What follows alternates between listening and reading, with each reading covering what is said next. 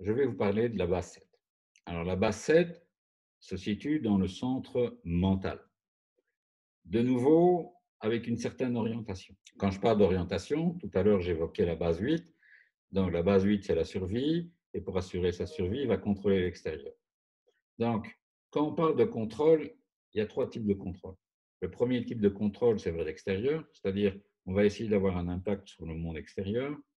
Le deuxième type de contrôle, c'est le contrôle intérieur. Je vais essayer de me contrôler intérieurement pour satisfaire certaines de mes croyances. Et puis, il y a ce qu'on pourrait appeler les profils mixtes, qui, dans certains cas, vont s'orienter vers l'extérieur et dans d'autres cas, vont s'orienter vers l'intérieur.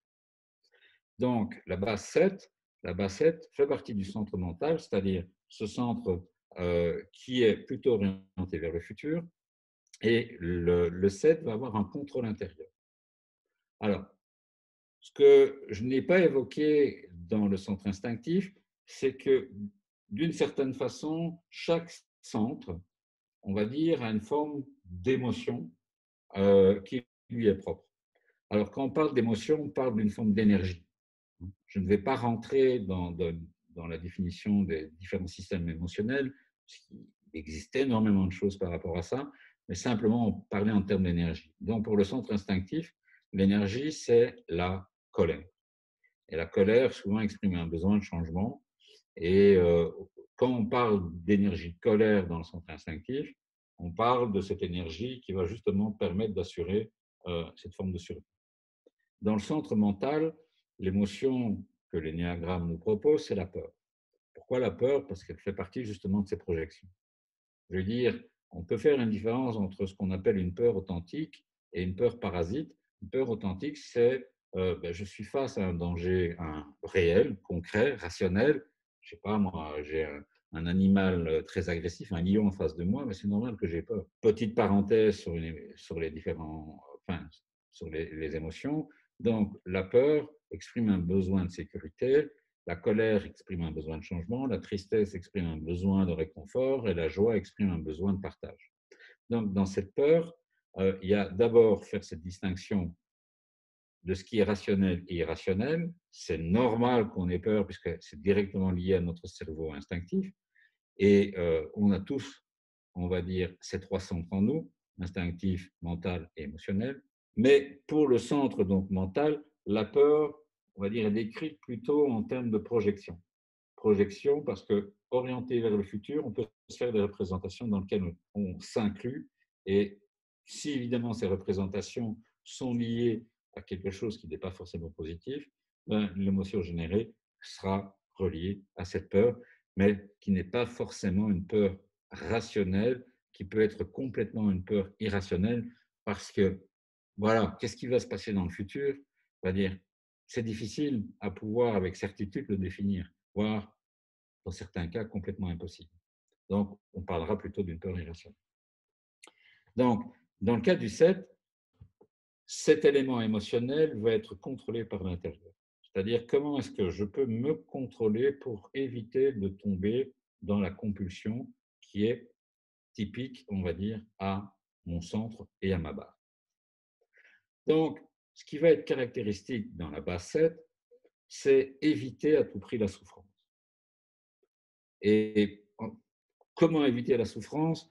En évitant justement de pouvoir, en termes de représentation, être confronté à des représentations qui peuvent m'évoquer, on va dire, des représentations irrationnelles qui vont m'amener dans cette peur.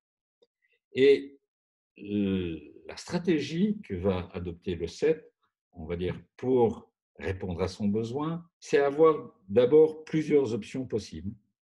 C'est-à-dire, c'est une base qui va fonctionner avec une multitude d'options.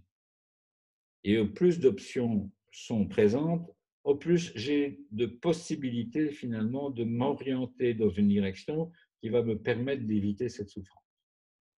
Deuxième façon de fonctionner dans cette base, c'est pour ça qu'on l'appelle l'épicurien, hein, c'est de focaliser mon intérêt sur le plaisir.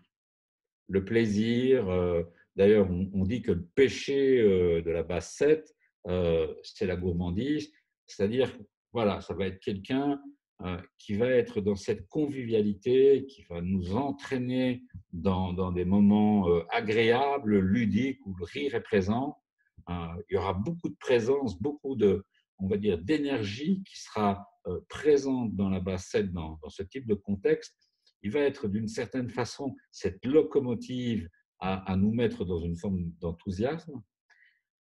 Mais sa motivation, on va dire, interne et pratiquement toujours inconsciente, c'est éviter d'être confronté à cette souffrance intérieure.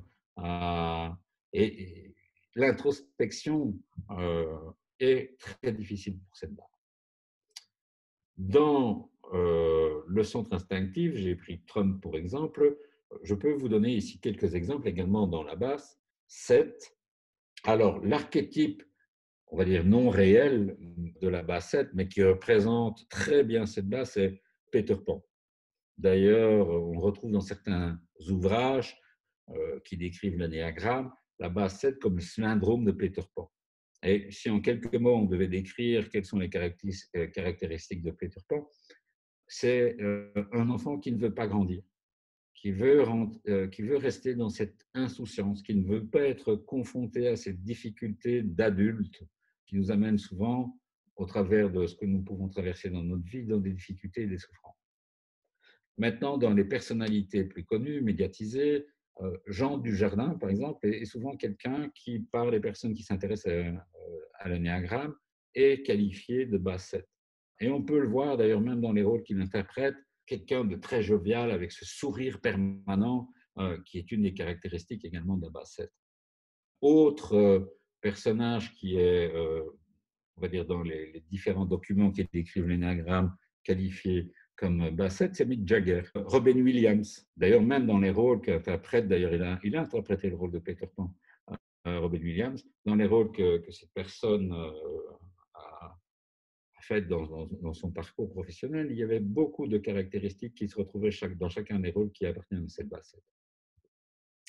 Donc, voilà, si on prend que ces 4 personnages-là, en prenant Peter Pan également, on voit qu'il y a malgré tout une forme de récurrence, de plaisir. Il y a un extraordinaire film, là ça me vient, je laisse aller m'hésiter. La vie est belle, enfin, je ne sais plus le titre exact, où on voit un enfant dans un camp de concentration, et son père lui fait imaginer, on va dire, qu'un contexte finalement dans lequel la souffrance n'existe pas, la difficulté n'existe pas. Voilà, je vous conseille, pour ceux qui ne l'ont pas vu, ou même pour ceux qui l'ont vu, de revoir ce film. On a là vraiment, dans le rôle du père, toutes les caractéristiques d'une bassette. Alors, quoi dire d'autre en termes de qualité, donc la bassette est multi-option, multitâche. Donc, adéquation, c'est quelqu'un qui va avoir toujours une panoplie d'options, ce qui est très intéressant parce que bien souvent, on est confronté à croire, enfin, certaines personnes sont confrontées à croire que face à un problème, il n'y a qu'une solution. Pour la bassette, voilà, il n'y a pas cette croyance. Je veux dire, il y a un problème, je vais l'éviter et justement, je vais générer plusieurs solutions pour pouvoir l'éviter. Il y a dans l'adéquation de l'enthousiasme. Ce sont des personnes qui sont très agréables à vivre. D'ailleurs, voilà, je ne parle pas des ailes ici, mais une aile, c'est quoi? Ben, c'est le voisin d'une base. Ayant la base 8, mon voisin, c'est 7. Et dans l'énéagramme, on apprend que ben, on peut également avoir des caractéristiques qui appartiennent à nos voisins. Et je remarque que voilà, dans les moments difficiles, ce sont des personnes qui vont me redonner le moral, qui vont m'amener cette, voilà, cette joie de vivre au travers parfois d'une illusion, mais cette illusion peut être à certains moments tout à fait utile pour, d'une certaine façon, se rééquilibrer, se réaligner et ne pas focaliser, on va dire, que sur les aspects négatifs de ce qui nous arrive. Ce qui est également très intéressant dans la bassette, c'est que c'est un partenaire, quand il est dans cette intégration, très loyal. Euh, Quelqu'un, finalement, qui, une fois que le rapport est établi, que la confiance est établie, sera toujours d'une loyauté vis-à-vis des personnes qu'il considère comme ses amis. Alors, dans, on va dire, les inadéquations, le fait d'avoir une multitude d'options, évidemment, amène des risques. Et un des risques est la dispersion. Donc, j'ai plusieurs pistes et je vais peut-être faire plusieurs choses à la fois, mais en faisant plusieurs choses à la fois, je risque de ne rien terminer. Heu, Ça, c'est une caractéristique qu'on peut retrouver également dans cette base. Encore une autre caractéristique, on va dire pas forcément toujours adéquate pour, la base 7, c'est avoir des difficultés de prendre des décisions. Pourquoi? Parce que prendre une décision, donc choisir quelque chose, c'est renoncer à quelque chose d'autre. Et donc la base 7 a, on va dire régulièrement, de façon récurrente donc, des difficultés à prendre une décision parce qu'évidemment, c'est choisir une option et c'est abandonner les autres options. Voilà, je pense ici en quelques mots vous avoir décrit, on va dire des caractéristiques. De nouveau, je souligne l'importance qu'il ne s'agit pas de mettre des personnes dans des cases, simplement de bien comprendre que, une base est un endroit qu'on risque régulièrement d'utiliser, tout simplement parce que nous cherchons à nous adapter à notre environnement et que pour le 7, l'environnement en changement peut amener des situations de stress difficiles dans lesquelles cette personne-là, en intégration, c'est-à-dire quand ça va bien, et c'est ça son axe de développement, va justement développer la concentration. La concentration est d'une certaine façon l'inverse de la dispersion, va développer une plus grande stabilité, va s'autoriser, se donner la permission à, on va dire, de façon progressive, rentrer dans cette introspection, euh, oser regarder, on va dire, ces points de souffrance ou ces points de difficulté liés à l'histoire de la personne, et que ça, c'est dans le sens de l'intégration. Et de nouveau, on va dire, si on imagine ça dans le contexte d'une interaction ou d'une collaboration avec d'autres personnes dans des bases différentes, on va dire ça devient une force parce que c'est quelqu'un qui va amener dans sa différence, on va dire, des éléments très importants pour pouvoir justement fonctionner. J'aime bien ce symbole-là, euh, en adéquation au travers du contexte, mais aussi au travers de notre environnement. En désintégration, c'est-à-dire quand le 7 rentre dans son ego, ben, là, ça va dans tous les sens. C'est-à-dire, c'est difficile à le suivre, ou il disparaît complètement.